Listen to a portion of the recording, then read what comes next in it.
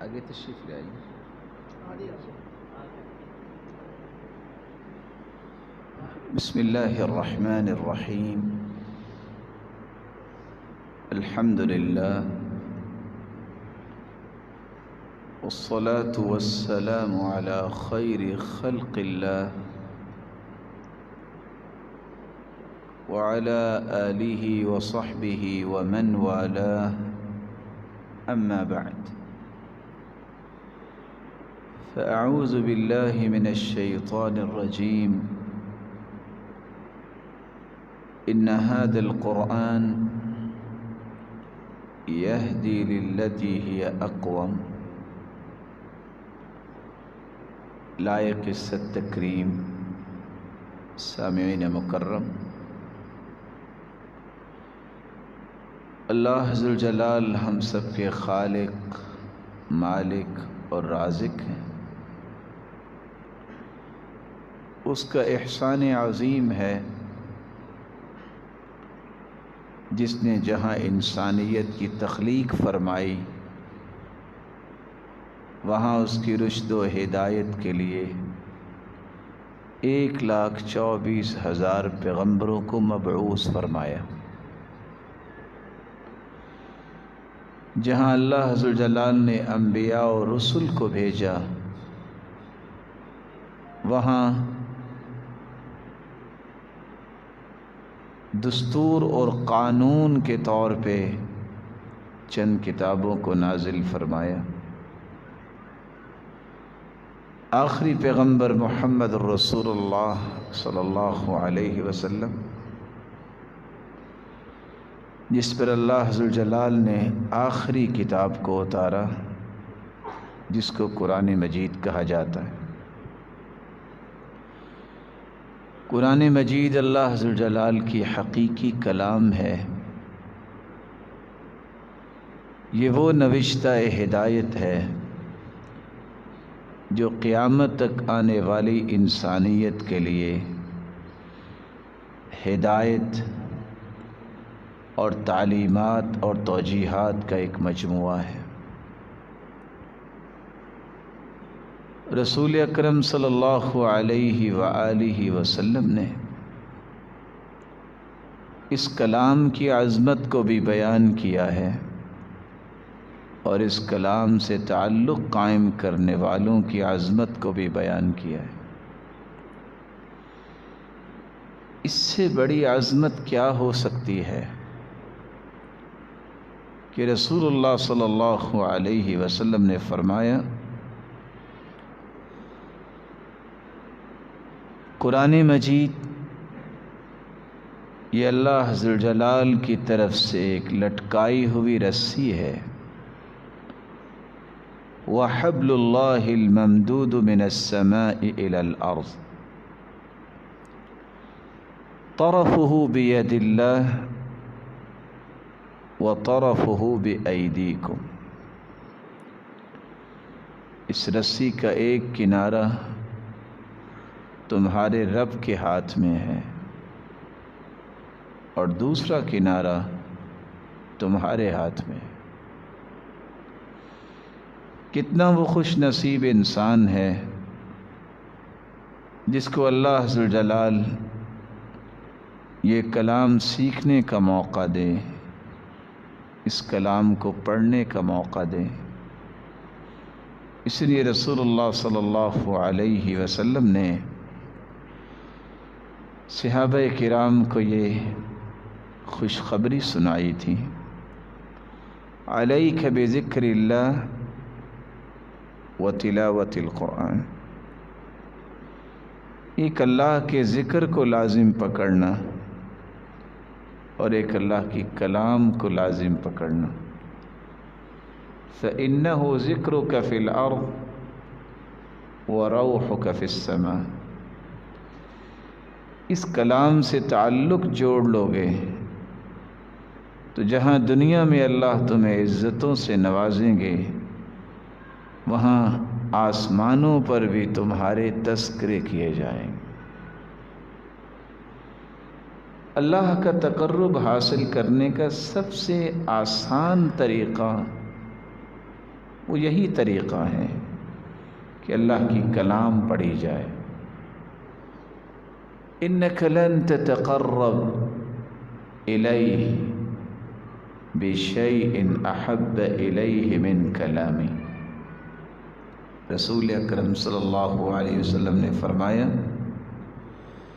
اللہ کا تقرب لینے کی اگر تمہاری تمنا ہے، خواہش ہے، قرآن مجید سے بڑھ کر کوئی ایسی چیز نہیں ہے جس کے ذریعے تم اللہ کا تقرب حاصل کر سکو۔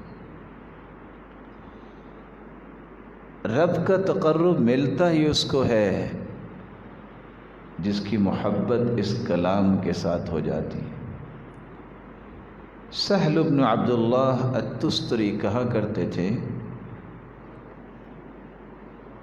علامت حب اللہ حب القرآن۔ کسی شخص کے بارے میں دیکھنا ہو کہ وہ اللہ سے محبت کرتا ہے کہ نہیں، یہ دیکھا کرو اس کی قرآن سے محبت ہے کہ نہیں۔ اور دوسری روایت کے الفاظ ہیں، من احب ان يعلم انه يحب الله ورسوله، جو شخص اس بات کو پسند کرتا ہے کہ دیکھے یہ اللہ اور اس کے رسول سے سچی محبت کرتا ہے، فَلْيَنْظُرْ، اسے دیکھنا چاہیے، فَإِنْ كَانَ يُحِبُّهُ الْقُرْآنِ فَهُوَ يُحِبُّ اللَّهَ وَرَسُولَهُ۔ اگر تو اس کی محبت قرآن سے ہے تو سمجھ لینا یہ اللہ اور اس کے رسول سے سچی محبت کرنے والا ہے، اور اگر اس کی محبت قرآن سے نہیں ہے تو اللہ اور اس کے رسول سے محبت کا یہ دعویٰ سچا نہیں ہو سکتا۔ علامت حب اللہ حب القرآن، اللہ سے سچی محبت کی علامت اور دلیل یہ ہے کہ کوئی انسان قرآن سے محبت کرے۔ وعلامت حب القرآن حب النبی، اور کسی کو یہ دیکھنا ہو کہ اس کی قرآن سے سچی محبت ہے کہ نہیں، تو اس کی دلیل کہاں سے ملے گی کہ یہ بندہ اللہ کی رسول سے سچی محبت کرتا ہے کہ نہیں۔ وعلامت حب النبی حب السنہ، اور کسی کو یہ دیکھنا ہو کہ اللہ کے رسول سے سچی محبت کرتا ہے کہ نہیں، تو اس کی دلیل کیا ہوگی کہ وہ اللہ کے رسول کی سنت سے محبت کرتا ہو۔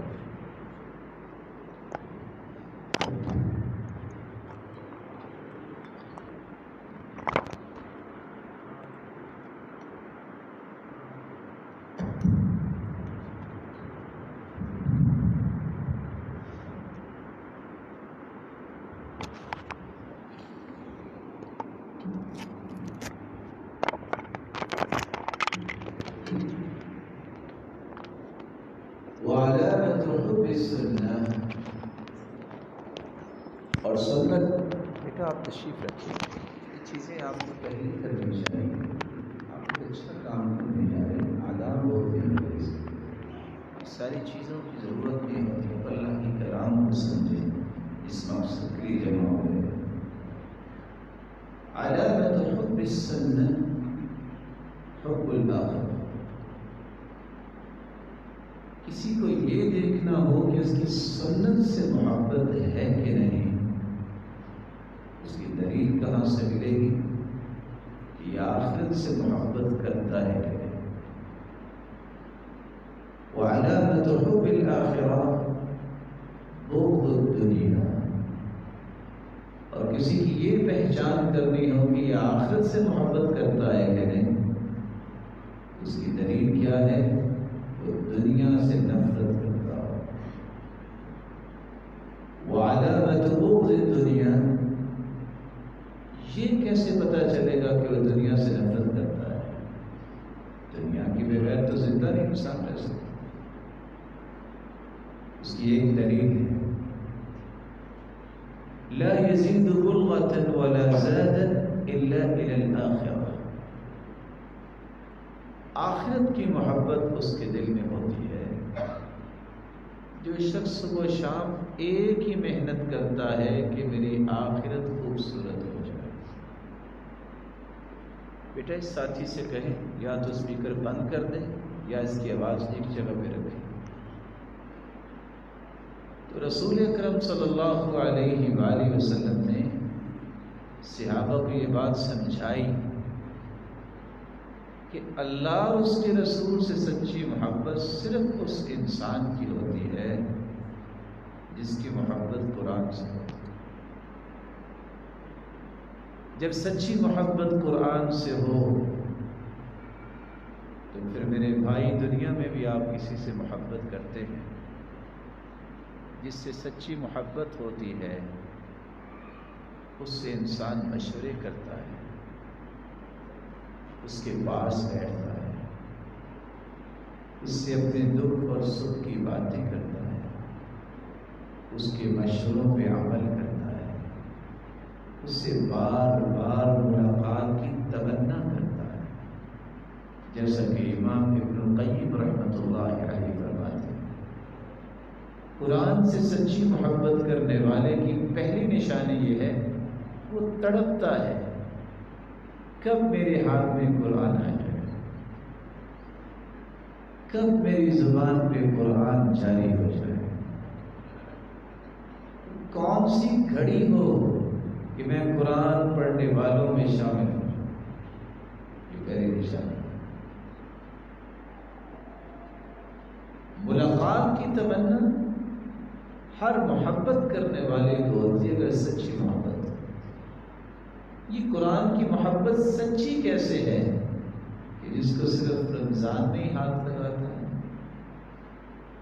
جبکہ رسول اللہ صلی اللہ علیہ وسلم نے صحابی کو یہ فرمایا تھا کہ اقرأوا فی 40، 40 دن میں قرآن ختم کیا کرو۔ اقرأوا فی 30، کہا اللہ کے رسول میں اور پڑھنا چاہتا ہوں، فرمایا 30 دن میں ختم کر لو۔ اقرأوا فی 20، اللہ کے رسول میں اور زیادہ پڑھنا چاہتا ہوں، کہا 20 دن میں ختم کر لو۔ اقرأوا فی 15، 15 دن میں ختم کر لو۔ اقرأوا فی 10، 10 دن میں ختم کر لو۔ اقرأوا فی 7، 7 دن میں ختم کر لو۔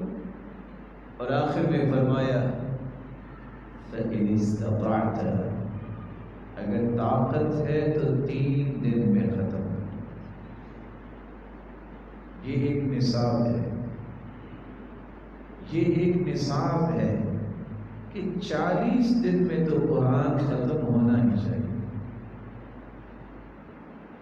مجھے اور آپ کو سوچنا چاہیے کہ جس کو میں اور آپ کہتے ہیں کہ ہمیں بڑی محبت ہے اس قرآن سے، یہ دستور حیات ہے، یہ قانون خداوندی ہے، اس کو ہم سال میں کتنی مرتبہ پڑھتے ہیں؟ اگر سچی محبت ہے تو پھر ہمیں 40 دن کے بعد اس کو مکمل کرنا چاہیے۔ دوسری نشانی محبت کی یہ ہوتی ہے جب انسان ملتا ہے کسی سے تو اس سے مشورے کرتا ہے۔ میں نے زندگی کا کوئی کام بھی کرنا ہے تو مجھے قرآن سے مشورہ کرنا چاہیے۔ قرآن سے کیسے مشورہ کریں گے؟ میں نے متقی بننا ہے تو متقین کا تذکرہ قرآن میں ہے، پڑھو۔ قرآن کیا مشورہ دے گا کہ متقی کیسے بنتے ہیں؟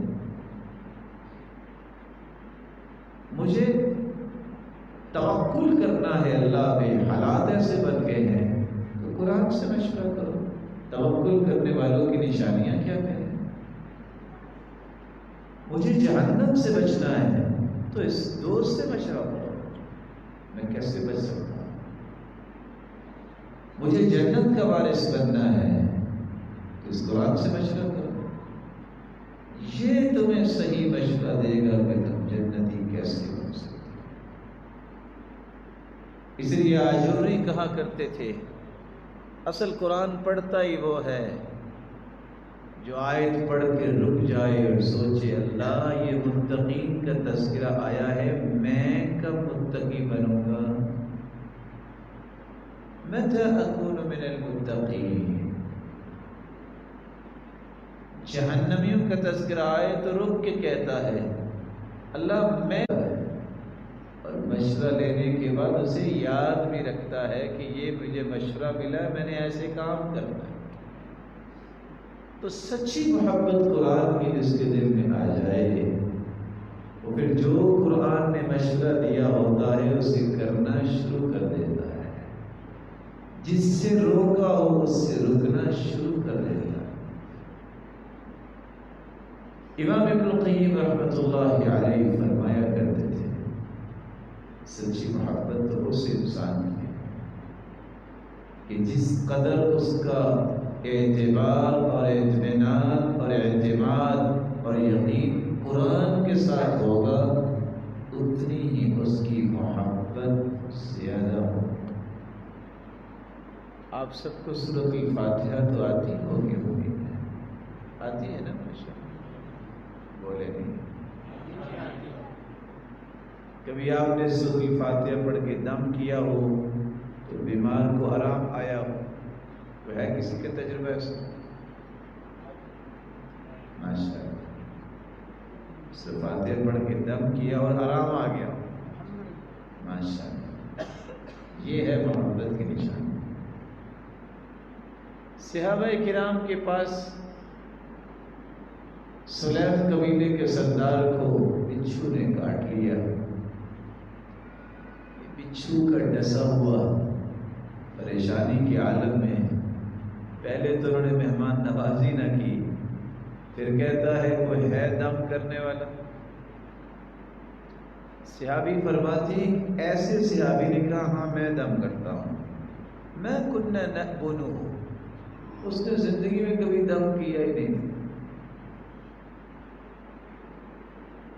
یہ 5007 نمبر جو صحیح بخاری کی روایت، اس نے صرف سورۃ الفاتحہ پڑھ کے دم کیا۔ اس طرح بچھو کے ڈسے ہوئے کو سکون آ گیا جیسے کوئی گرہ بندھی ہوئی تھی کھول دی گئی۔ کیوں؟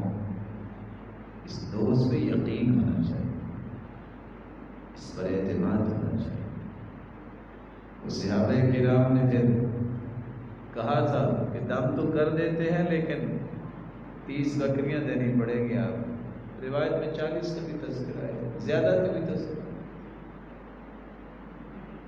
بکریاں تو لے لی ان کو سبق سکھانے کے لیے، پریشان سے ہو گئے کہ اللہ کے رسول صلی اللہ علیہ وسلم سے تو پوچھا نہیں ہے، تو پوچھنا چاہیے۔ آپ صلی اللہ علیہ وسلم سے پوچھا، فرمایا اس کو آپ تقسیم کر لو، وَاضْرِبُوا لِي بِسَهْمٍ، اور میرا حصہ بھی مجھے دے دو۔ اس حدیث کا مقصد میں جو آپ کے سامنے رکھنا چاہتا ہوں، آج دنیا کے کسی بھی کام کو حل کرنے کے لیے میں انسانی باتوں پہ تو یقین کر لیتا ہوں، رحمانی باتوں پہ یقین کیوں نہیں کرتا؟ یہ ان کا یقین تھا صحابہ کا کہ اس سے بڑا قابل اعتماد دوست ہی کوئی نہیں۔ جب یقین کیا تو اللہ نے یقین پورا کر۔ اور دوسری روایت یہ بتاتی ہے کہ ایک شخص کو کڑیاں ڈال کے لایا گیا، دیوانہ انسان، اور صحابہ کرام نے صرف سورۃ الفاتحہ پڑھی اور دم کر دیا، اس کی دیوانگی ختم ہو گئی۔ اسی لیے رسول اللہ صلی اللہ علیہ وسلم نے فرمایا تھا یہ وہ قرآن مجید ہے جس کا علم حاصل کرنے والا جو ہے وہ قابل رشک ہے. لا حسد الا فی اثنتین. دنیا کے اندر دو ہی ایسے انسان ہیں جو قابل رشک ہیں، جن کو دیکھ کے رشک کرنا چاہیے، تمنا کرنی چاہیے، شوق کرنا چاہیے، ذوق پیدا کرنا چاہیے. یا اللہ مجھے بھی ایسا بنا دے، میرے مالک میری اولاد کو بھی ایسا بنا دے، اللہ یہ نعمت مجھے بھی عطا کر دے. کون سی؟ رجل آتاہ اللہ القرآن، اس کو اللہ نے قرآن کی نعمت سے نواز دیا. فہو یقوم بہ آناء اللیل وآناء النہار، اور صرف قرآن پڑھا ہی نہیں ہے، دن رات اس کی تلاوت بھی کرتا ہے. اور دوسرا وہ انسان جس کو اللہ تعالیٰ نے مال کی دولت سے نوازا، جو اللہ عز و جلال کے دین کی سربلندی کے دن رات اس مال کو خرچ کرتا نظر آتا ہے. خوش نصیب ہیں وہ لوگ جن کو اللہ نے قرآن سے تعلق بنانے کا ڈھنگ اور سلیقہ دے دیا. بختور ہیں وہ لوگ جن کو اللہ نے قرآن مجید کی مہارت دے دی. وَعُرِضُوا عَلَىٰ رَبِّكَ صَفًّا، قیامت کے دن صفیں بنے گی. حدیث میں آتا ہے پوری کائنات کی 120 صفیں بنے گی. کتنی؟ اللہ کے رسول کی امت کی 80 صفیں ہوں گی، باقی تمام انبیاء کی امتوں کی صفیں جو ہیں وہ 40. اس دن رب تعالیٰ کی طرف سے ایک اعلان ہوگا، کاش اس اعلان میں ہمارا نام بھی آ جائے. اور وہ اعلان کیا ہے؟ الماہر بالقرآن مع السفرة الكرام البررة. دنیا میں تانے سہنے والے، آج تم نے خاکی صفوں میں نہیں کھڑا ہونا، آ جاؤ خاکی صفوں سے نکلو، ان صفوں میں آ جاؤ جن صفوں میں جبریل امین کھڑے ہیں. کس قدر عظمت کی بات، کس قدر عظمت کی بات ہے. یہاں علماء تشریف فرما ہے، رسول اکرم صلی اللہ علیہ وسلم نے فرمایا یہ قرآن قیامت کے دن سفارش کرے گا اللہ تعالیٰ کے سامنے. یا ربی، اے میرے رب، اس اپنے بندے کو انعامات سے نواز دیا. فیلبس تاج الکرامہ، کرامت کا تاج اسے پہنایا جائے گا. یا رب زد، اللہ اور انعام دیجیے. فیلبس حلۃ الکرامہ، اسے کرامت کی خلعت فاخرہ لباس پہنایا جائے. تاج بھی آ گیا، لباس بھی آ گیا، اب تیاری تو ہوگی کیا کرنا ہے. ساتھ ہی اللہ تعالیٰ فرمائیں گے اقرا. اب تاج پہن کے، تاج تم دنیا میں پہنتے ہو گے جب قرآن حفظ کرتے ہو، آج میں نے تاج پہنایا ہے، اور صرف تمہیں نہیں والدین کو بھی ایسا تاج اللہ پہنائیں گے. لا تقوم لهم الدنیا، پوری دنیا کو بیچ کے اس تاج کی کوئی قیمت ادا نہیں کر سکتے. اور اس دن والدین کہیں گے یا ربی بما کسینا، اللہ یہ تاج ہمیں کیوں ملا. وہ سوچتے ہوں گے شاید تہجدیں پڑھی، شاید صدقات کیے، حج زدہ کیے. نہیں، یہ سارے کام بہت اچھے ہیں جن کا میں نے نام لیا، لیکن تاج ملے گا تو اس وجہ سے. حدیث کے الفاظ ہیں بِأَخْذِ وَلَدِكُمَ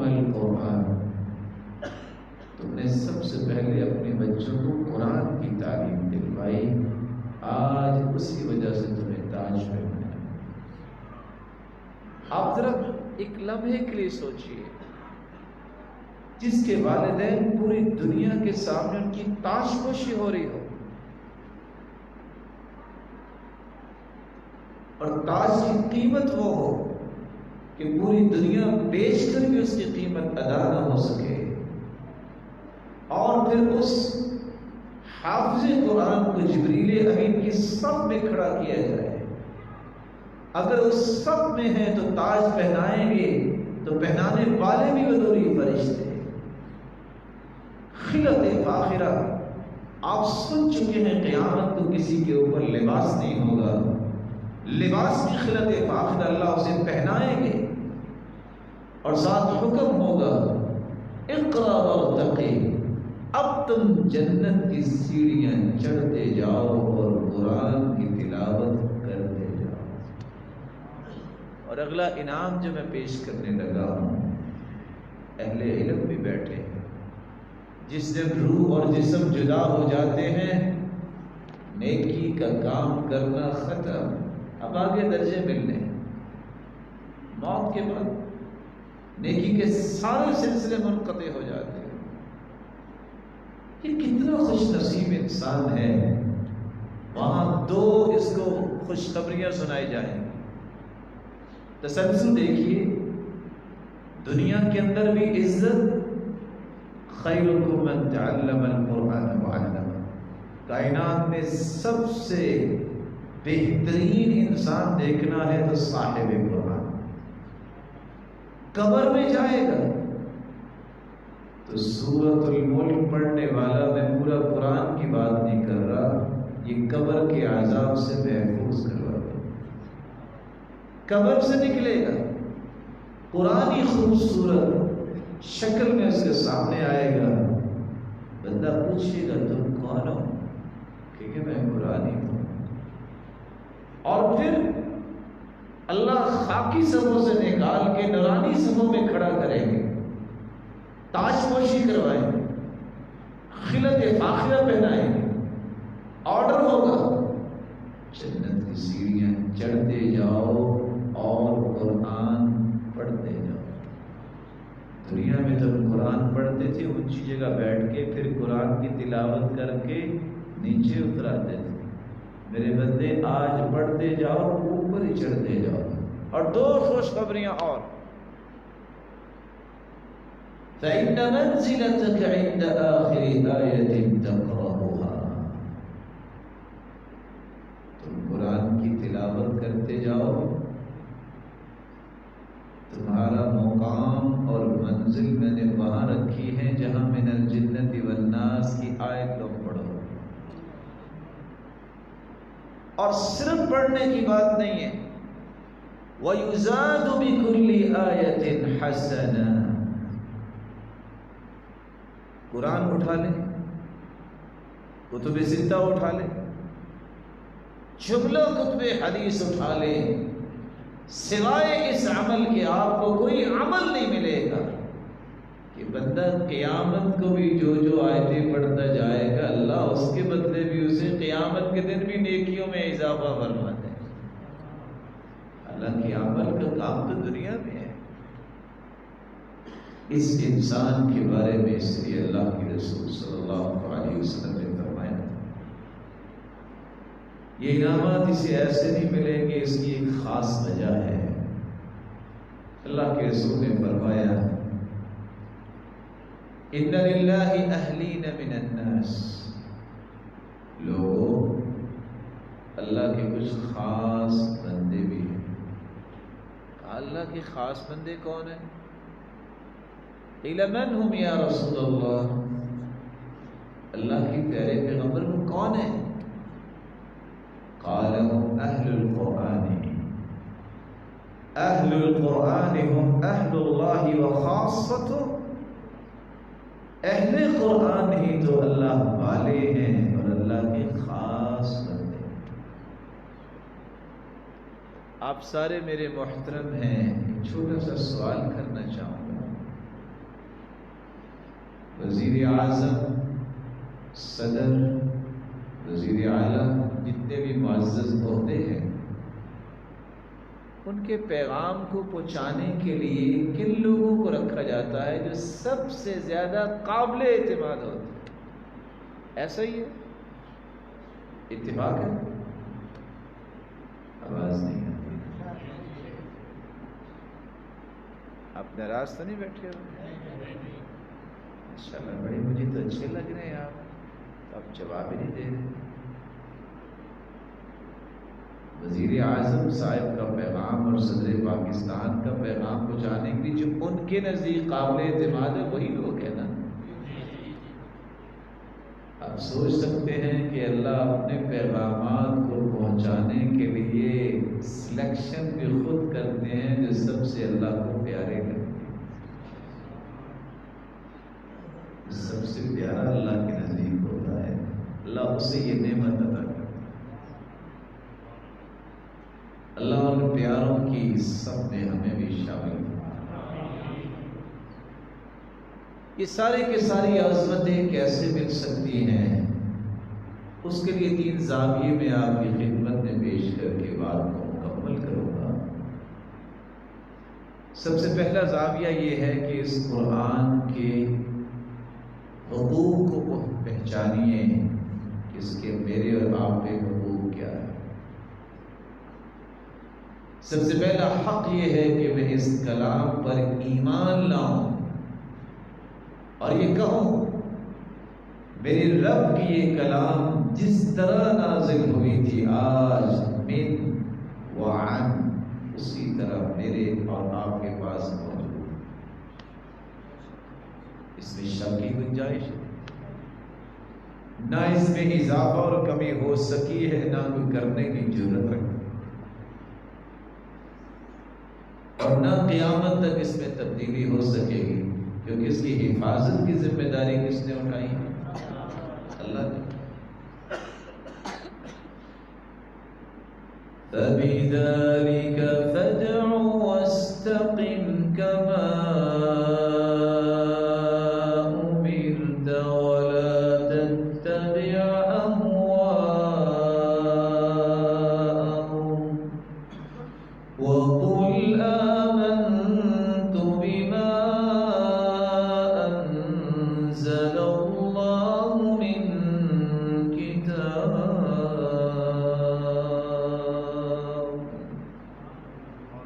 استقیم، ثابت قدمی اختیار کرو۔ کیسے؟ جیسے اللہ کا حکم، مرضی سے نہیں، جو اللہ نے سکھایا اس کے مطابق استقامت اختیار کرو۔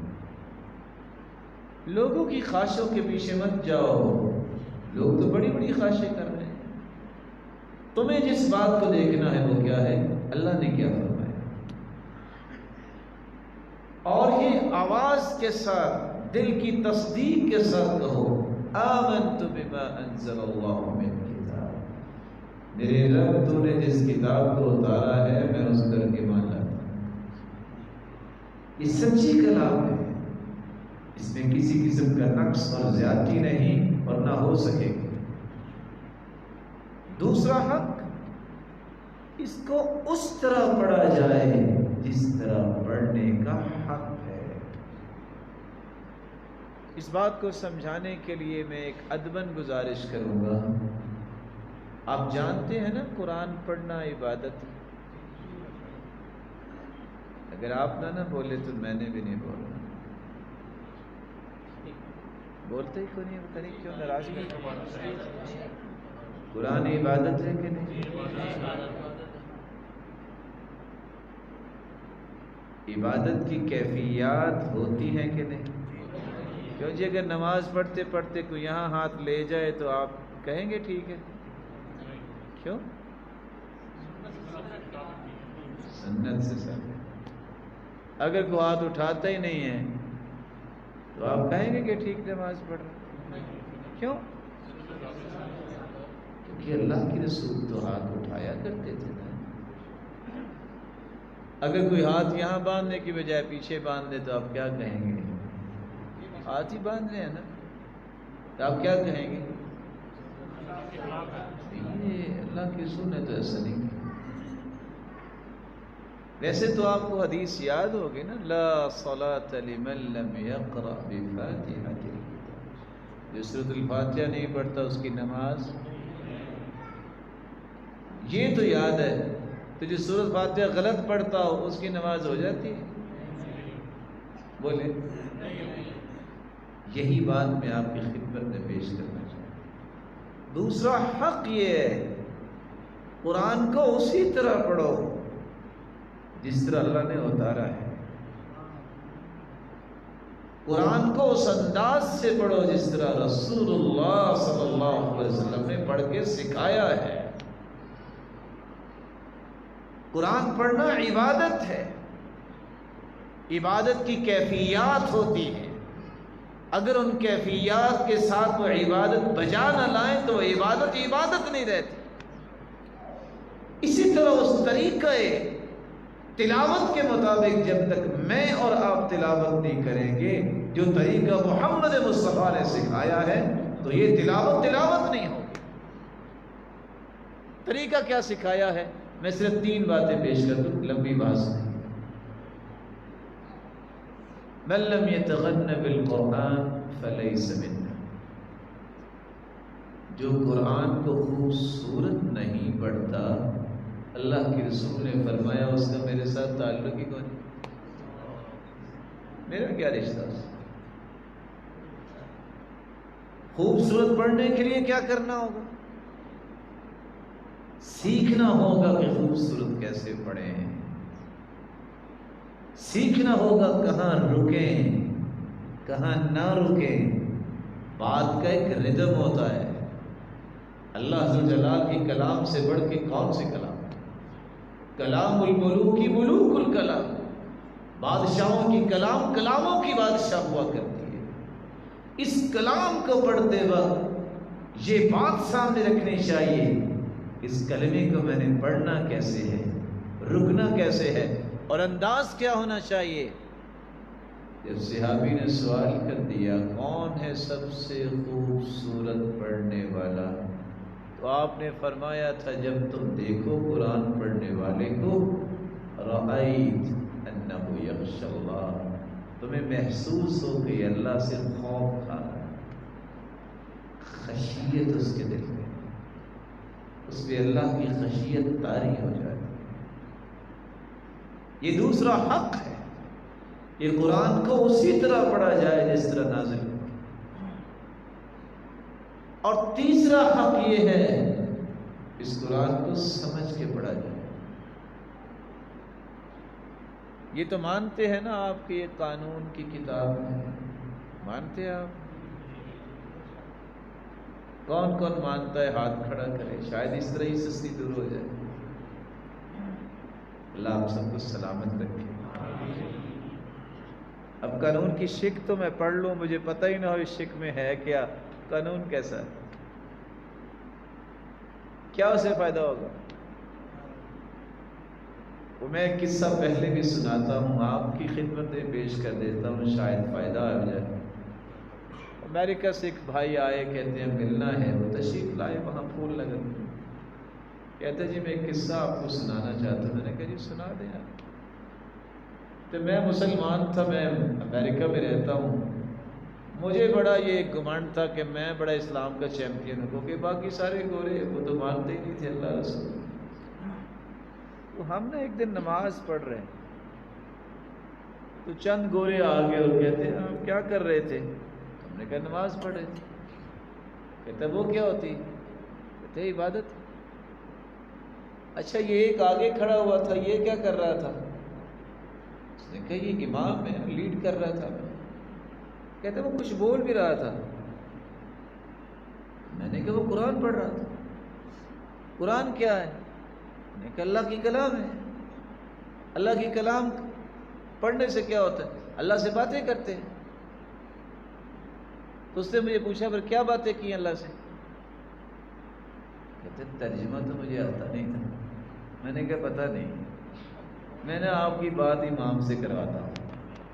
امام کے پاس آ گئے، کہتے آپ کیا کہہ رہے تھے اللہ تعالیٰ کو؟ کہتے پتہ نہیں۔ کہا لگا کے کہتے ہیں لوگ یہ کر رہے تھے اللہ سے باتیں، پتہ بھی نہیں کہ کیا کر رہے تھے. لمحہ فکریہ ہے. آج میں اپنے بچے کو وہ لیول اور یہ لیول تک لے جانے کے لیے تو تڑپتا ہوں، لاکھوں روپے لگاتا ہوں. میں ہی خود سوچوں مجھے قرآن میں کتنی صورتوں کا ترجمہ آتا ہے. میرے رب نے قیامت کو کیا پوچھنا. پی ایچ ڈی بھی کر لو، سوال وہی ہونے ہیں جو پہلی کلاس میں پڑھائے جاتے ہیں. رب کون ہے آپ کا؟ آپ کا مرشد کون ہے؟ آپ کا دین کیا ہے؟ سوال پہلی کلاس کے پوچھے جانے ہیں، خواہ پی ایچ ڈی کا. لیکن ان سوالوں کا جواب اس کو آتا ہے جس نے قرآن کو سمجھا ہوتا ہے، پڑھا ہوتا ہے. یہ میں اپنے پاس سے نہیں کہہ رہا. جب انسان کو قبر میں داخل کیا جاتا ہے، فرشتے آ کے بٹھاتے ہیں. نیک انسان سے بھی سوال ہوتا ہے، من رب، تیرا رب کون ہے؟ ماذا تقول فی ھذا الرجل الذی بعث فیکم، پیغمبر کے بارے میں تمہارا کیا موقف ہے؟ اور پھر ما دینک، تیرا دین کیا ہے؟ وہ تینوں جواب دے دیتا ہے. فرشتے خود پوچھتے ہیں، وہ تجھے جواب کیسے آئے؟ وہ کہتے ہیں قرأت القرآن وعملت بما فیہ وصدقت، میں نے قرآن پڑھا اور اس کے مطابق عمل کیا، اور میں نے کہا اللہ تو نے جو کچھ کہا سچ کہا. پتہ ہے تو کہے گا نا سچ کہا، جب پتہ ہی نہیں تو کیا کہے گا سچ. کافر سے بھی یہی سوال، منافق سے بھی یہی سوال، مرتاب شک کرنے والے سے بھی یہی سوال ہوں گے. اس وقت کہے گا ہا لا ادری. یہ ہا لا ادری کا معنی کیا ہے؟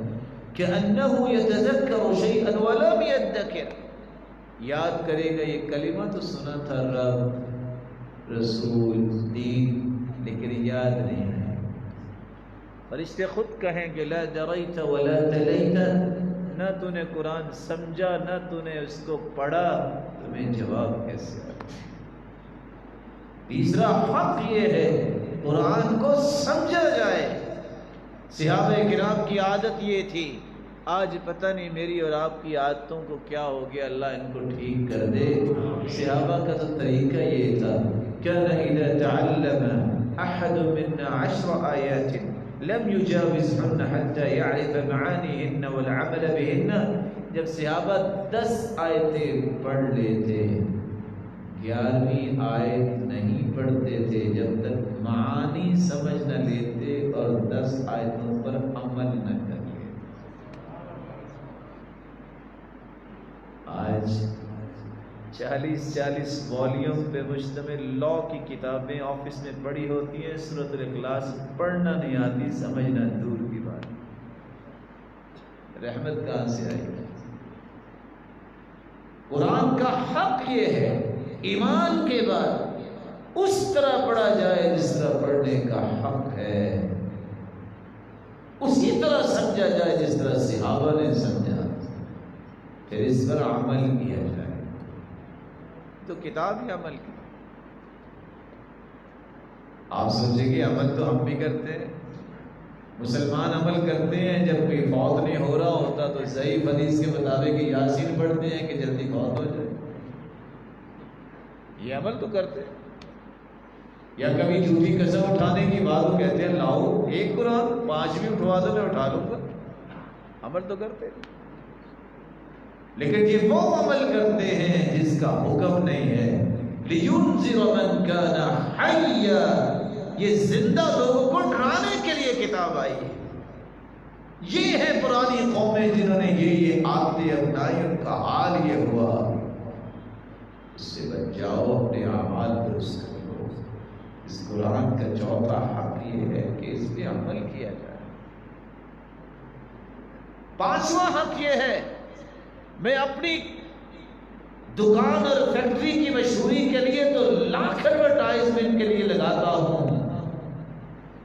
ذرا ایک دن تو میں بیٹھ کے سوچوں میں نے اللہ کی کلام کو دور پہنچانے کے لیے کیا کیا ہے. اپنی ناموری کے لیے وزٹنگ کارڈ بنواتا ہوں، جھوٹی شہرت کے لیے بڑے بڑے القاب لکھواتا ہوں، نہ جانے کہاں تک میرا نام پہنچے، یہ میری تمنا اور تڑپ ہوتی ہے۔ خاک میں مل جائے گی یہ ساری تڑپ اور سوچ۔ مجھے اور آپ کو یہ سوچنا ہے رب کے کلام کو دنیا کے کونے تک پہنچانے کے لیے میں نے کیا کیا ہے۔ ذرا اپنے دائیں بائیں چکر تو لگا کے دیکھو۔ بعض قصے عبرت دیتے ہیں، میں اپنا قصہ آپ کے سامنے ایک پیش کر دیتا ہوں۔ اتفاق سے وہاں ویسے بھی ذرا دیہاتی سے کمزور سے لوگ ہیں، تو وہاں ایک درس کے لیے مجھے جانا ہوا، ساتھیوں نے دعوت دی، میں چلا گیا۔ میں نے جب گفتگو شروع کی، میں نے اردو زبان میں گفتگو شروع کی، تو آپ کے علم میں ہے کہ جو حالات و واقعات کو گراؤنڈ کو سمجھتا ہے نا، وہ 5 منٹ کے بعد سمجھ جاتا ہے کہ یہ سننے والے کیسے ہیں۔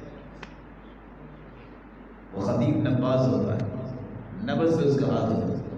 مجھے سمجھ آئی کہ لگتا ہے ان کو نا اردو ان کے اوپر سے گزر رہی ہے، تو میں نے ویسے پوچھا، محترم آپ اردو سمجھتے پنجابی؟ وہ سب نے کہا پنجابی۔ مجھے سمجھ آ گئی نہیں، مجھے پہلے پوچھنا چاہیے، تو میں نے پنجابی میں گفتگو شروع کی۔ میں نے تو ظاہر ہے وہی ایک مضمون بیان کرنا تھا جو میں سوچ کے آیا تھا۔ مجھے پھر سوچ آئی کہ میں جو پنجابی میں بھی بات کر رہا ہوں نا، یہ بھی ان کے سر کے اوپر سے گزر رہی ہے۔ میں پھر رکا۔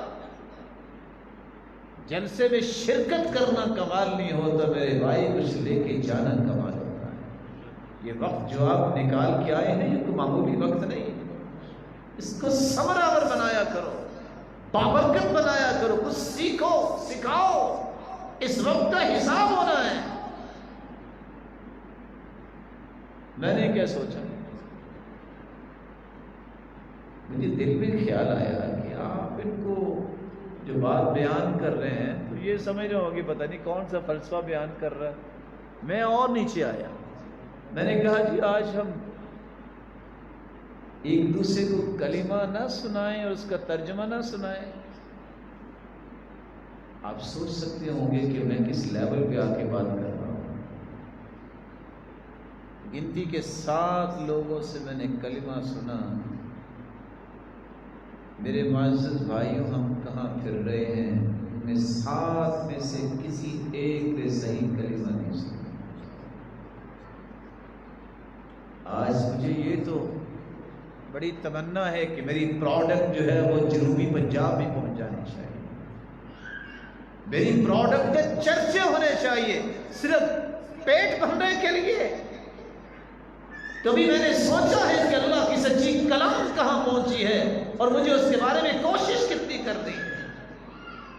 میرے رائٹ لیفٹ جو ہے لوگ جو بیٹھے ان کو کلمہ بھی آتا نہیں ہے، وہ قرآن کیسے پڑھتے ہوں گے؟ پھر ہماری یہ شکایت ہوتی ہے لوگ تو دین کو سمجھتے نہیں۔ ہم نے کوشش کتنی کی ہے؟ صرف لوگوں کو ہی کوستے رہنا کوئی کام تو نہیں ہے۔ مجھے اور آپ کو اپنے بارے میں بھی سوچنا ہے، ہم نے اس کے بارے میں محنت کیا کی، ہم نے اس کے بارے میں کوشش کیا کی۔ یہ حق ہے قرآن کا۔ آج یہ حقوق تو اخباروں میں چھپ جاتے ہیں کہ ٹینی اور اصیل مرغوں کے حقوق جو ہے وہ زندہ ہونے چاہیے، یہ پہاڑی بکرا اور ٹیڑی بکرے جو ہیں ان کی نسل کو باقی رکھنا چاہیے، یہ حقوق ہیں ان کے۔ کبھی کسی نے قرآن کے حقوق بھی اخبار میں لکھوائے؟ کس کس کے تعلقات نہیں ہیں؟ بڑے بڑے لوگوں سے تعلقات میں فخر کرنے والے صرف اپنے آپ کو سلوٹ کروانے کے لیے، کبھی اللہ کی کلام کو بچانے کے لیے تعلقات استعمال ہوتے ہیں۔ یہ پیسہ جو اللہ نے دیا اس کلام کو آگے پہنچانے کے لیے خرچ کرو۔ صحابی کیا کہہ رہے ہیں؟ یہ ہے تربیت جو ابو ذر کہہ رہے ہیں، لو وضعتم الصمصام على هذه واشار الى قفاه ثم ظننت اني انفذ كلمه سمعتها من رسول الله لانفذتها قبل ان تجيزوا عليه۔ لوگوں تم مجھے کہتے ہو میں اللہ کے دین کی بات نہ کروں، میری گردن پہ اگر کوئی تلوار رکھ دے کہ میری گردن کاٹنے لگا ہے اور اگر کٹنے سے پہلے ایک کلمہ بھی میں پہنچا سکتا ہوں تو پہنچا کے گردن کٹواؤں. یہ شوق ہونا چاہیے. اللہ عز و جلال کے حقوق کی ادائیگی کی توفیق عطا فرمائے. دوسرا زاویہ جو میں آپ کے سامنے رکھنا چاہتا ہوں، یہ حقوق ادا کیسے ہوں گے؟ یہ اس وقت تک حقوق ادا نہیں ہو سکتے جب تک میں قرآن پڑھنے کے مقاصد سے واقف نہیں ہوں. واقفیت ضروری ہے. میں قرآن اس لیے پڑھنا چاہتا ہوں کہ کائنات کا سب سے عالی اور بلند علم اللہ نے قرآن میں رکھا ہے. قرآن کے مقابلے میں دنیا جہان کے علوم و فنون ان کی قیمت اتنی ہے جتنی ایک قطرہ پانی کی قیمت سمندر کے مقابلے میں ہے. اس لیے عبداللہ ابن مسعود فرمایا کرتے تھے، اذا اردتم العلم فانصروا هذا المصحف فإن فيه علم الأولين والآخرين. لوگوں اگر نیت سچی ہے نا کہ علم حاصل کریں تو قرآن کھول کے بیٹھ جایا کرو. جب سے کائنات بنی ہے اللہ نے اس وقت سے لے کر جتنا علم اتارا ہے اس کو بھی اللہ نے اس قرآن میں جمع کر دیا ہے. جب تک دنیا رہے گی جو ضروریات ہیں اس کا علم بھی اللہ نے اس میں رکھ دیا ہے. بہت نوجوان ان کے کلیجے مچلتے ہیں یہ بات سن کے، لو قرآن میں کہاں سارے علم آ گئے، وہاں کون سی ٹیکنالوجی کا تذکرہ ہے، ٹیکنالوجی کے بغیر تو کام ہی نہیں چلتا. ہاں میرے محترم، قرآن کو کھولو گے تو بھائی اس کا علم وہ دے گا جو ٹیکنالوجی نے بھی نہیں دیا. وَأَنزَلْنَا الْحَدِيدَ فِيهِ بَأْسٌ شَدِيدٌ وَمَنَافِعُ لِلنَّاسِ.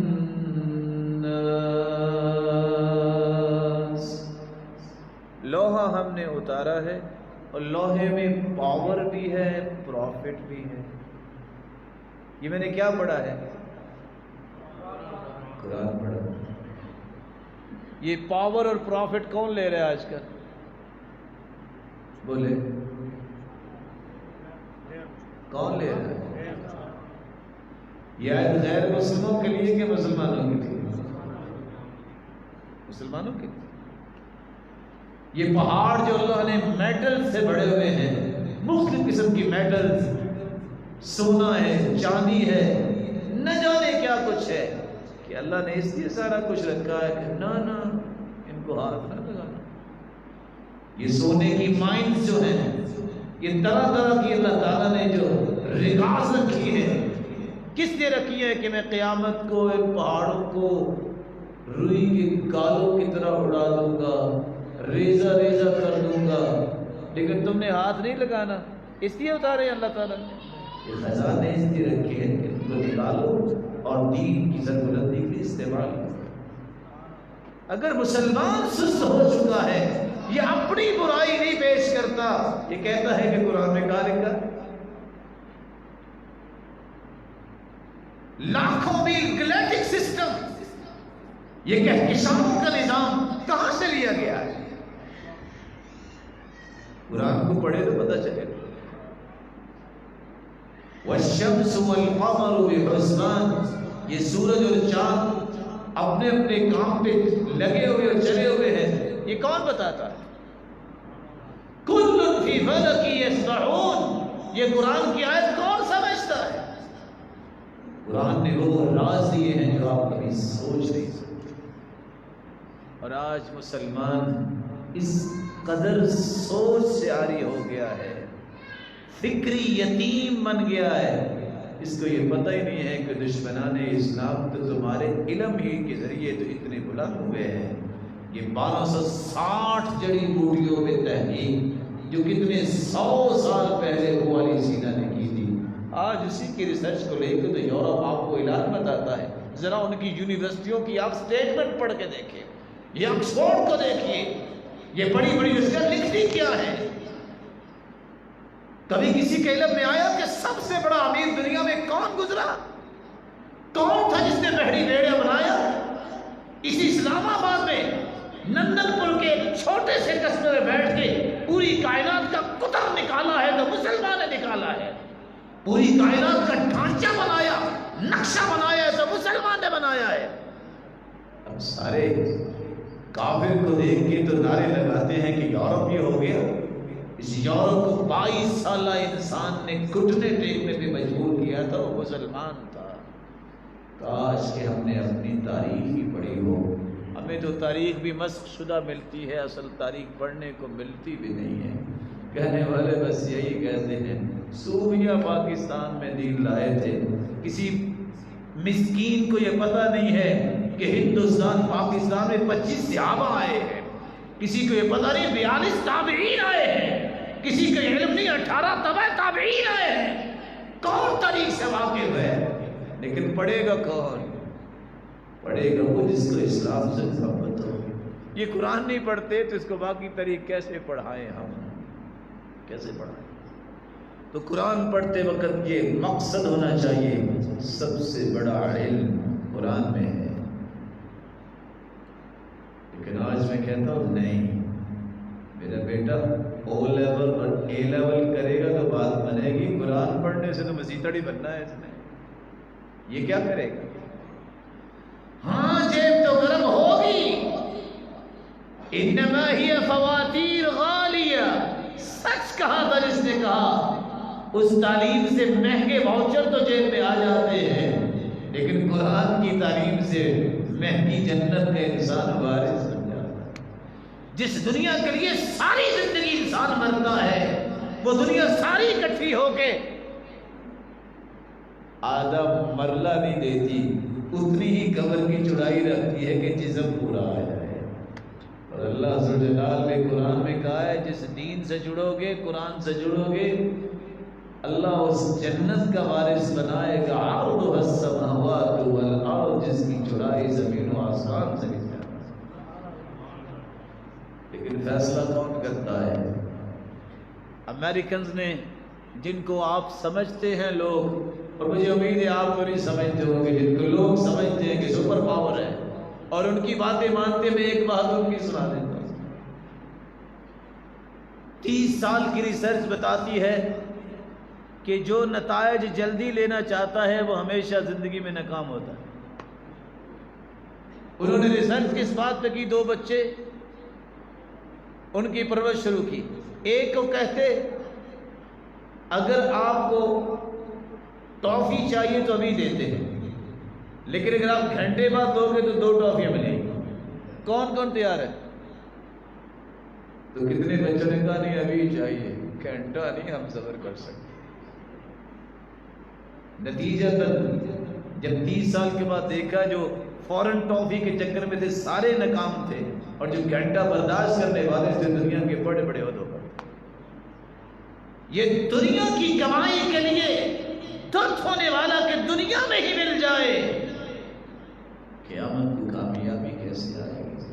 حسن بصری نے اس لیے کہا تھا اپنے شاگرد سے، بیٹا مسجد میں دیکھ کے آؤ پہلی صفوں میں کون بیٹھا ہے. اس نے آ کے کہا استاد محترم سارے غریب لوگ ہی بیٹھے ہیں. کہا بیٹا یاد رکھنا قیامت کے دن بھی اگلی یہی ہوں گے، یہی ہوں گے. یہ سودے ہیں جس کو سمجھنے کے لیے آج کو تیار نہیں ہے. اور ہم نے اپنی آنکھوں سے کلا بازیاں لگاتے لوگوں کو دیکھا. مال مل جائے، مال نہیں ملا، ذلت ضرور ملی ہے. ہم نے اپنی آنکھوں سے دیکھا جن کے پاس کچھ نہیں تھا، قرآن سے جڑے ہیں، اللہ کی قسم لوگ ترستے ہیں کہ ان سے سلام ہو جائے. یہ شیخ سدیس کی کہانی پڑھی ہوگی حافظہ اللہ. وہ کہتے ہیں جب ریاض سے اٹھا کے بریدہ سے مجھے مکے لایا گیا، ہمارے گھر میں یہ جو چائے جس میں ڈالتے ہیں اس کو عربی زبان میں دلہ کہتے ہیں. آپ لوگ کیا کہتے ہیں؟ چینک تو بہت پرانا لفظ ہے، کیا بولتے ہیں؟ تھرمس بھی ہمارے گھر میں نہیں تھا جب مجھے یہاں لایا گیا کہ تمہیں بیت اللہ کا امام بنانا ہے۔ کہاں سے اٹھاتے ہیں، کہاں لے جاتے ہیں، لیکن کب جو کتاب عظیم سے جڑتا ہے وہ عظیم بنتا ہے۔ اور میں یہ اس پہ قسم اٹھا سکتا ہوں، اللہ کی قسم، جو اسلام کو نعمت سمجھتا ہے، قرآن کو نعمت سمجھتا ہے، اللہ اسے بھی دنیا کے لیے نعمت ہی بنا دیتے ہیں، وہ بھی دنیا کے لیے نعمت ہی ہوتا ہے۔ دوسرا مقصد یہ ہے قرآن کو اس لیے پڑھا جائے کہ میں اپنے رب سے کلام کرنے لگا ہوں۔ ویسے سچ بتائیے گا، اگر کسی کا بھائی بہن یا رشتہ دار دوسرے ملک میں ہو تو کلام کرتے وقت خوشی ہوتی ہے کہ غمی ہوتی ہے؟ کیا جی؟ خوشی ہوتی ہے۔ بولے خوشی ہوتی ہے۔ اگر خط آ جائے تو سارے کام چھوڑ کے ہم کیا کرتے؟ تو یار صرف پتہ تو کریں کیا لکھا ہے۔ بلکہ آج کل تو بادشاہ اتنے آگے نماز پڑھ رہے ہیں، اگر میسج آ گیا نماز کے بعد سب سے پہلے وہ کھولتا ہے لکھا گیا ہے۔ اگر اچھی خبر ہے نماز پڑھ لو، ذکر کر لو، اچھی خبر ملے، دو اچھائیاں مل گئی۔ بری خبر ہے وہ تو آ ہی گئی ہے، وہ ڈر تو جانی نہیں، نماز پوری کر لو۔ یہ اللہ کے میسیجز ہیں، یہ اللہ کی طرف سے پیغامات ہیں، جس کو پڑھنے کے لیے کوئی تیار ہی نہیں ہوتا۔ اس لیے امام سیوطی رحمۃ اللہ علیہ کہا کرتے تھے، تعلیم الصبیان القرآن اصل من اصول الاسلام به ينشأ على الفطرہ۔ سب سے بڑا اصول یہ ہے کہ بچوں کو سب سے پہلے قرآن سکھاؤ۔ اگر تم چاہتے ہو کہ بچوں کی نشو و نما فطرت کے مطابق قبل تمکن الاہواء منها وسوادتها باقدار المعصیة والضلال، کیوں؟ پہلے قرآن جب سینے پہ پہنچے گا، اس کی روشنیاں آئیں گی، گمراہیوں اور معاشرے کی برائیوں کی نویز پردے جو ہیں وہ اثر نہیں کریں گے، روشنی سے دیکھو پہلے روشن ہو چکا ہو۔ اتفاق سے بعض قصے جو ہے وہ سبق دیتے ہیں۔ وہ ایک ساتھی، آپ خود بھی اس سے سبق لے سکتے ہیں، وہ ایک شخص نے میٹرک کی، اس سے پوچھا بیٹا آپ سبحان ربی العظیم کتنی مرتبہ پڑھتے ہیں؟ کہتے 3 مرتبہ۔ 6 سال بعد اس نے ایم اے بھی کر لیا۔ پھر اس کو استاد نے پوچھا بیٹا سبحان ربی الاعلیٰ کتنی مرتبہ پڑھتے ہیں؟ کہتے 3 مرتبہ۔ اس نے کہا بیٹا آپ کو پھر 6 سالوں نے کیا فائدہ دیا؟ کہتے یہ فائدہ دیا۔ کیا فائدہ دیا؟ کہتے تنخواہ اچھی ہوگی۔ یہ وہ حقیقت ہے جو بچہ بول رہا ہے، یہ وہ حقیقت ہے جو میں اور آپ سمجھتے نہیں ہیں۔ یہ میری شوق اور ذوق جو پنپتے ہیں کہ میں یہ کر لوں، کس لیے؟ دنیا بٹورنے۔ قرآن سیکھنے والا بھی اگر نیت غلط کر لے تو یہ بھی برباد ہے۔ لیکن اس سے عظمت کی بات کیا ہے؟ میرا رب راضی ہو جائے، اس سے رب راضی ہو جائے، پھر وہ ایسا راضی کرتا ہے کہ دنیا کی طاقت جو ہے اس طرح کا نہ مال دے سکتی ہے، نہ چیزیں دے سکتی ہے، نہ کسی کو راضی کر سکتا ہے۔ پھر اللہ دل کی استغنائیت کو دیتے ہیں۔ سالم بیت اللہ میں بیٹھے قرآن پڑھ رہے ہیں، وقت کا گورنر طواف کرتا کرتا لوگوں نے کہا یہ ہے سالم، کہتے اچھا یہ سالم ہے، رک گیا۔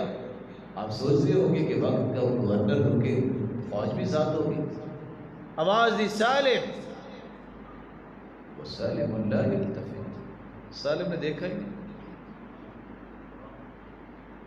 یا سالم یا سالم، سالم اللہ التفت، سالم نہیں دیکھا، قریب ہو کے کندھے پہ ہاتھ رکھا، فہزہ حزا، تھوڑا سا ہلا کے کہا یا سالم۔ سالم نے اپنا چہرہ اٹھایا، وہ کیا پڑھ رہے تھے؟ قرآن. کہاں بیٹھے تھے؟ کس سے کلام کر رہے تھے؟ جب آنکھیں اٹھائی تو آنکھوں سے آنسوں کی رم جم جاری. پوچھتے سالم کیا چاہیے؟ مانگو مجھ سے. سالم مسکرا کے کہتے ہیں پتہ ہے میں کہاں بیٹھا ہوں؟ کہتے بیت اللہ میں. پتہ ہے میں کیا پڑھ رہا ہوں؟ کہتے قرآن. پتہ ہے کس سے باتیں کر رہا ہوں؟ اللہ سے. میں تو اس سے بھی دنیا نہیں مانگ رہا جو سب کچھ دے سکتا ہے، اس سے بھی جنت مانگ رہا ہوں، تو دے بھی کچھ نہیں سکتا، میں تجھ سے کیا مانگ سکتا. ایک وقت تھا جس کے پاس قرآن کی طاقت تھی، 8 دن لوگ وعدے لیتے تھے کہ ہمیں ملنے کا موقع دے دے، بڑے بڑے افسران، لیکن اس کی مرضی ہوتی تھی کہ وہ بات کرتا تھا، کیونکہ وہ اللہ کی عبادت میں وقت لگاتا تھا. آج 8 دن ترلے لیتا ہے یہ پڑھا لکھا کہ کوئی افسر اس کی بات سن لے. یہ فرق کیسے آیا؟ کیونکہ ہمیں قرآن پہ اعتماد نہیں رہا، اور قرآن کو جو چھوڑنے والا ہے وہ ذلیل ہی ہوتا ہے، کبھی عزت نہیں پاتا. ان اللہ یرفع بہذا الکتاب اقواما ویضع بہ آخرین. اللہ عزت دیتے ہیں اس قرآن کی وجہ سے، اور جس قرآن کو چھوڑ دے اللہ تعالیٰ کو ذلیل کر دیتے. قرآن کو اس نیت سے پڑھو کہ میں اللہ سے بات کرنے لگا.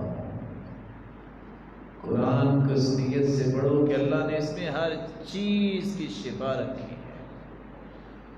وَنُنَزِّلُ مِنَ الْقُرْآنِ مَا هُوَ شِفَاءٌ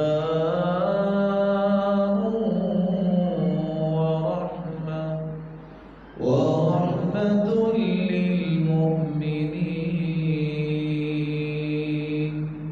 ہم نے قرآن کو شفا بنا کے بھیجا ہے، لیکن کوئی شفا لے گا تو ملے گی نا. ہمیں جو سر درد ہو تو سب سے پہلے ہم کہتے ہیں پیناڈول آنی چاہیے.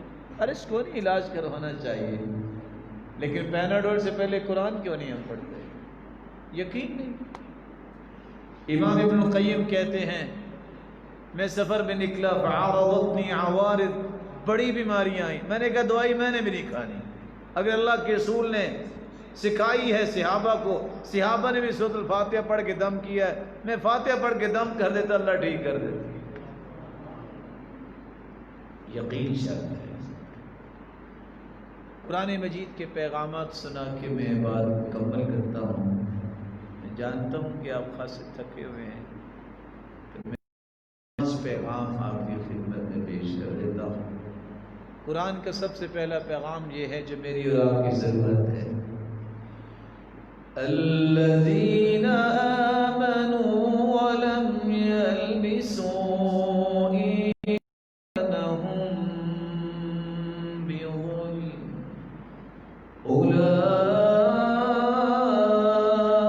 اولئک لهم الامن وهم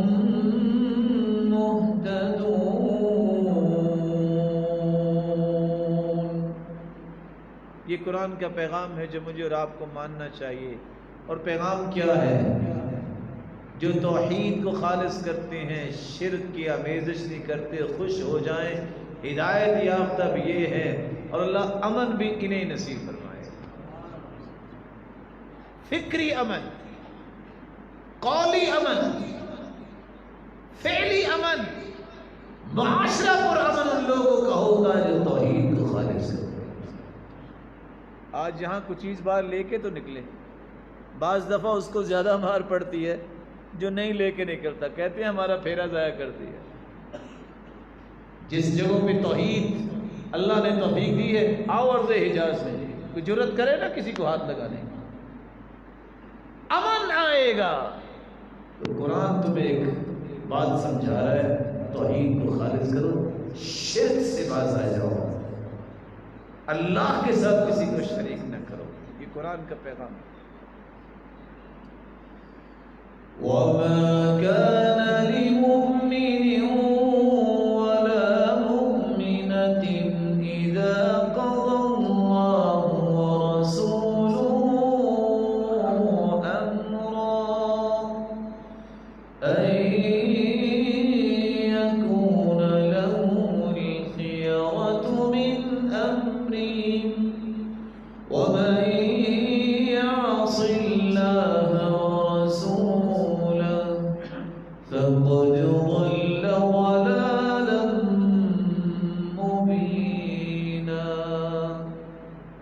قرآن کا دوسرا پیغام دعویٰ ہے نا مومن ہونے کا، تو اللہ فرماتے ہیں نہ کسی مومن مرد کے لیے جائز ہے نہ عورت کے لیے جائز ہے کہ دعویٰ بھی کرے، پھر جب اللہ کا فیصلہ قرآن کی شکل میں آ جائے، اس کے رسول کا فیصلہ حدیث کی شکل میں آ جائے، پھر اپنی منمانی کرے، مرضی کرے۔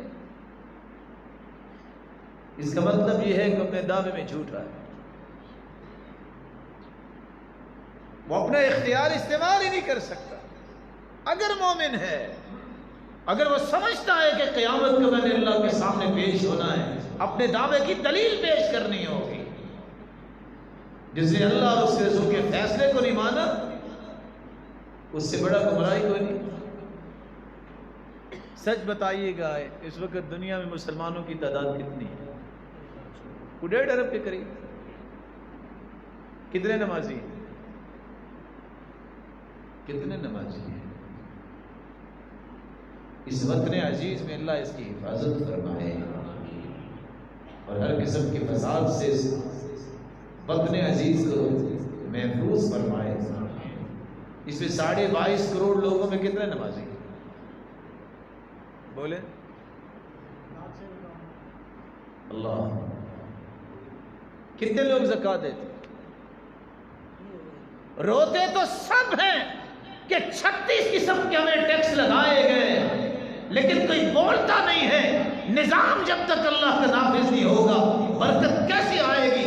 10 سال مدینے میں اللہ کے رسول رہے ہیں، 86 جنگیں لڑی ہیں، 56 جنگوں میں خود شریک ہوئے، باقی صحابہ کو بھیجا۔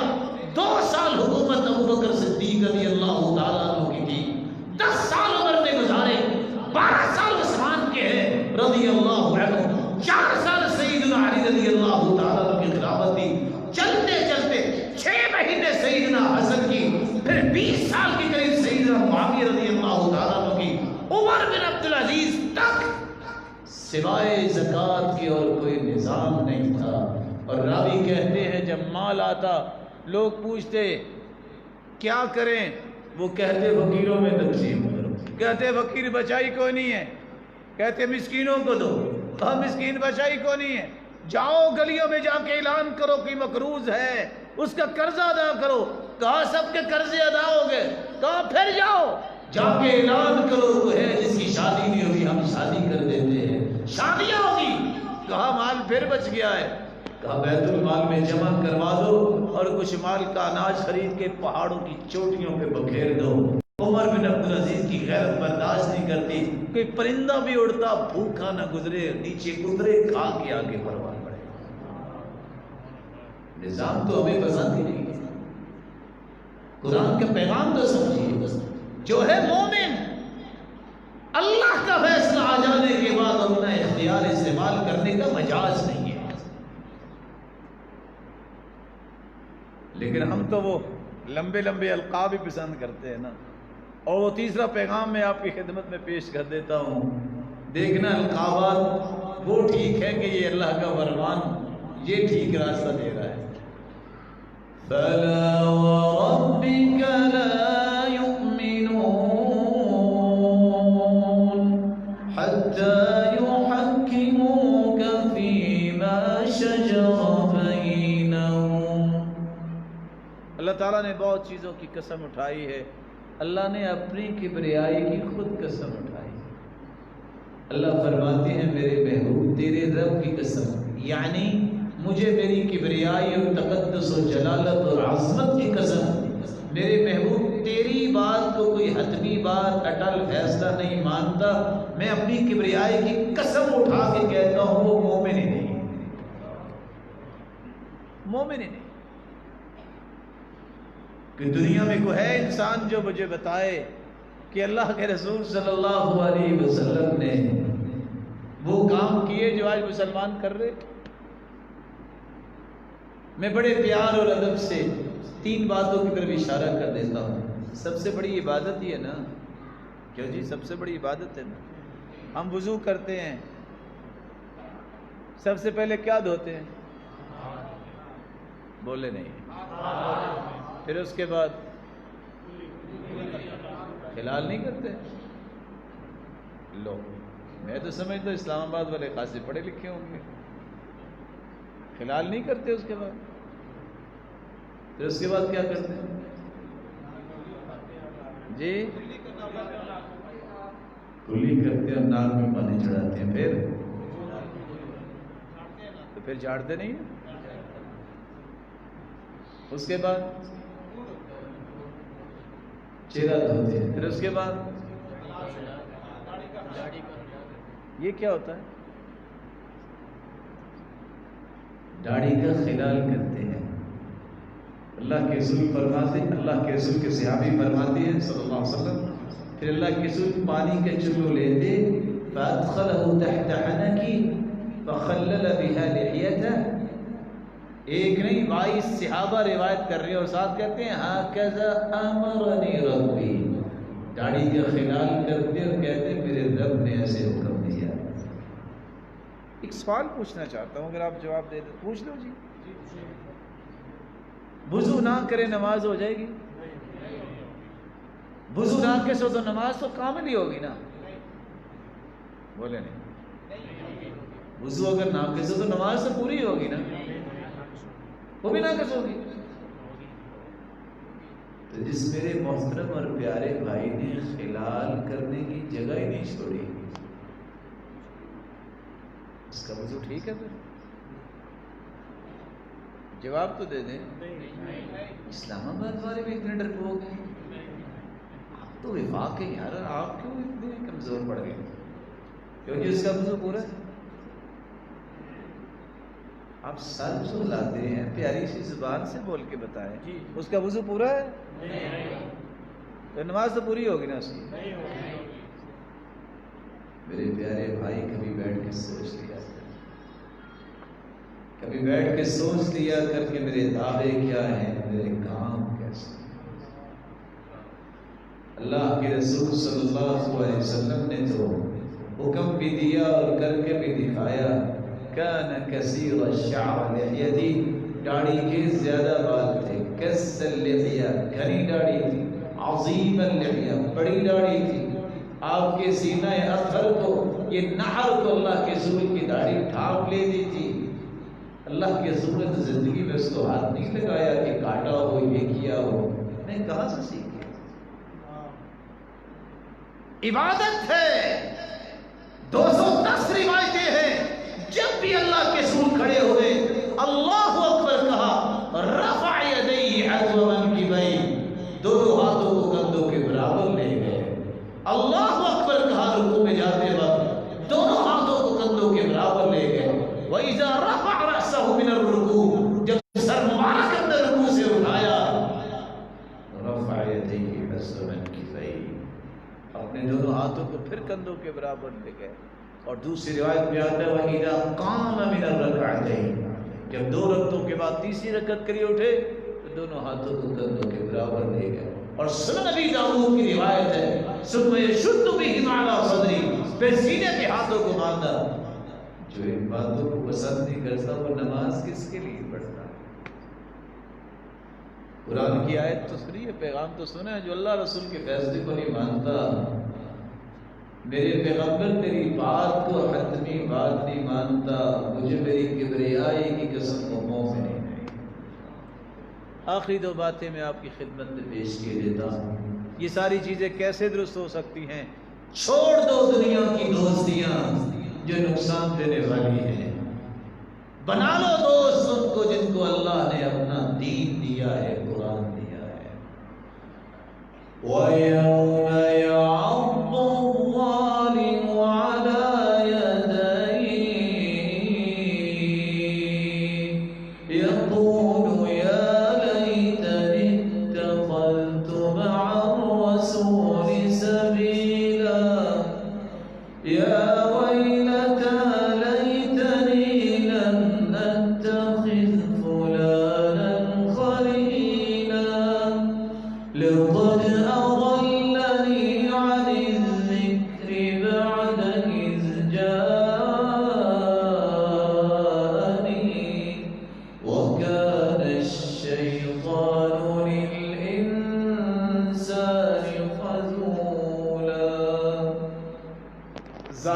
اپنی جان پہ ظلم کرتا ہے قیامت کو اپنے ہاتھوں کو خود چبائے گا، کہے گا ہائے کاش میں نے فلاں کو دوست نہ بنایا ہوتا، میرے پاس قرآن آ چکا تھا لیکن اس دوست کی وجہ سے میں قرآن سے دور ہو گیا۔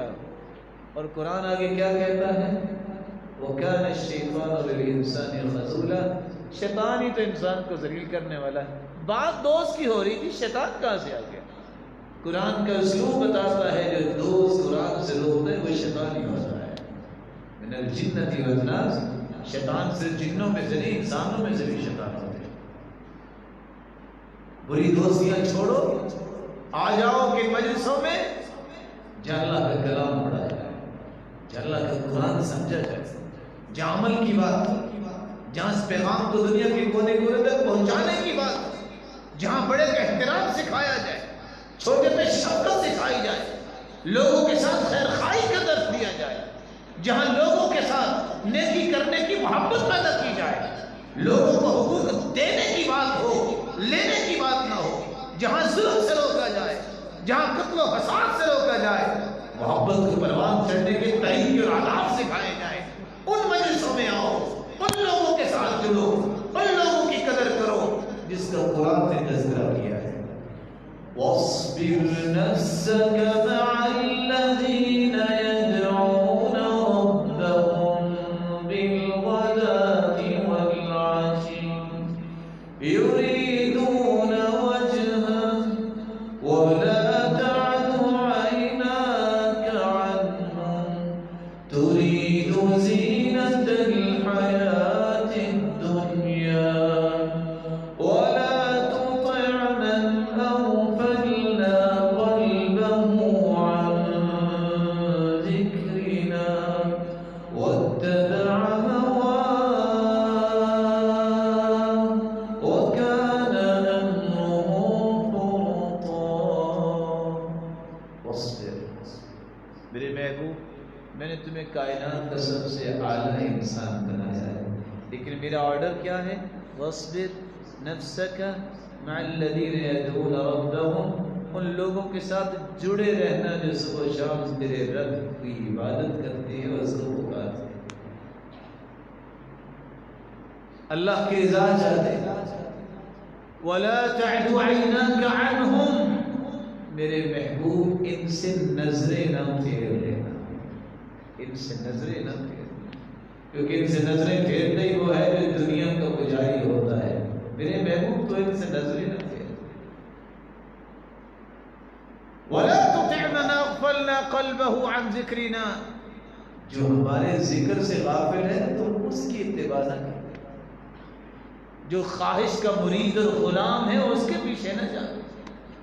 وَكَانَ أَمْرُهُ فُرُطًا، اس کا کام تو ٹھیک ہے، افراط و تفریط کا شکار ہے۔ اللہ ذوالجلال سے دعا ہے اللہ یہ قرآن کے پیغام سمجھنے کی توفیق عطا فرمائے۔ میں اپنی بات کو سمرائز کرنا چاہوں گا گنتی کے ساتھ کلمات میں۔